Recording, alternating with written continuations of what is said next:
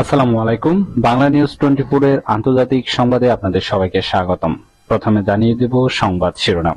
ভারতের বিরুদ্ধে গিয়ে আবারও পাকিস্তানের পক্ষ নিল চীন। ইরানে হামলার প্রস্তুতি নিচ্ছে ইসরায়েল। ভয়ঙ্কর ক্ষেপণাস্ত্র প্রতিরক্ষা বানাচ্ছে যুক্তরাষ্ট্র, ঢালছে বিলিয়ন বিলিয়ন ডলার। পাকিস্তানের সিন্ধুতে বিক্ষোভ, স্বরাষ্ট্র মন্ত্রীর ভারীতে আগুন। গাজায় আগ্রাসন বাড়িয়ে বিপাকে ইসরায়েল, এবার ব্রিটেনের বিশাল ধাক্কা।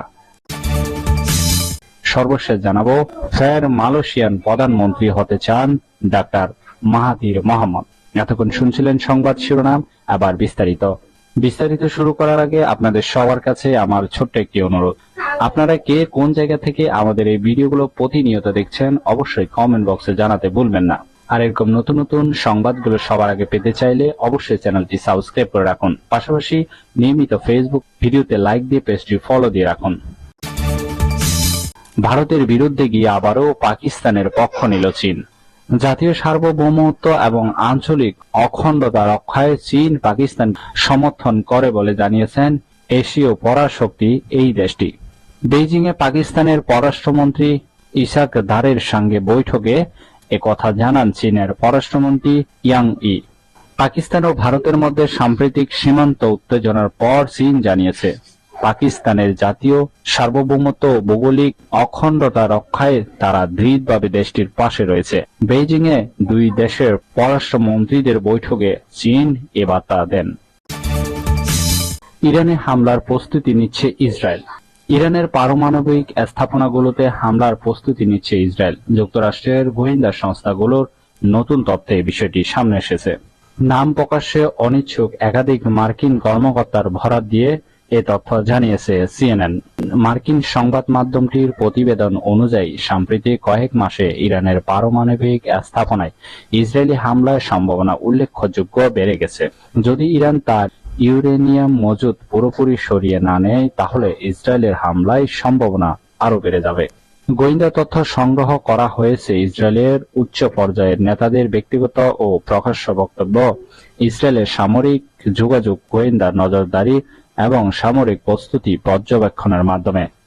ইরানের সর্বোচ্চ নেতা আয়াতুল্লাহ আলী খামেনি বলেছেন, আমেরিকার দাবি ইরান যদি ইউরেনিয়াম সমৃদ্ধকরণ বন্ধ করে, বিষয়টি বাড়াবাড়ি এবং নতুন পারমাণবিক চুক্তি নিয়ে আলোচনায় সফলতা নিয়েও সন্দেহ প্রকাশ করেছেন।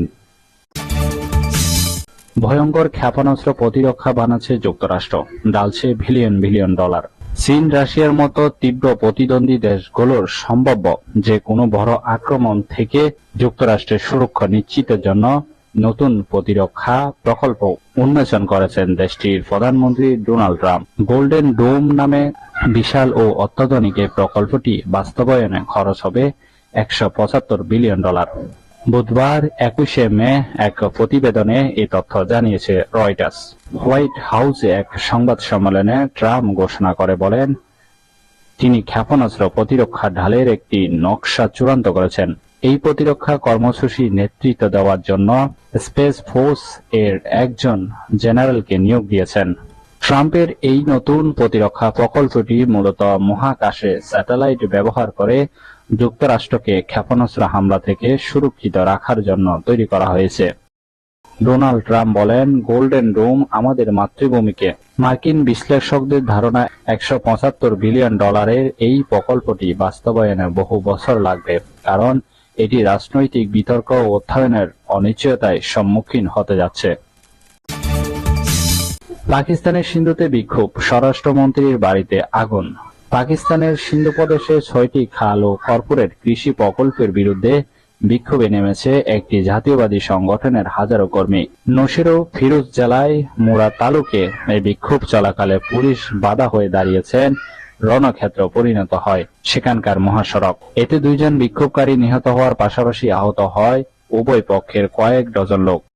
সিন্ধুর পররাষ্ট্রমন্ত্রী জিয়াউল হাসান লাঞ্জুরের বাড়িতে আগুন ধরিয়ে দেন বিক্ষোভ শ্রমিকেরা, এক প্রতিবেদনে তথ্য জানিয়েছেন দ্য এক্সপ্রেস ট্রিবিউন। এদিকে মঙ্গলবারের সহিংসতার জন্য প্রাদেশিক সরকারকে দায়ী করেছেন বেশ কয়েকটি জাতীয়বাদী দলের নেতারা। তারা বলছেন, খাল এবং কর্পোরেট চাষের বিরুদ্ধে চলমান শান্তিপূর্ণ বিক্ষোভকে নাশকতার রূপ দেওয়ার জন্য পদক্ষেপ নিয়েছিল পুলিশ।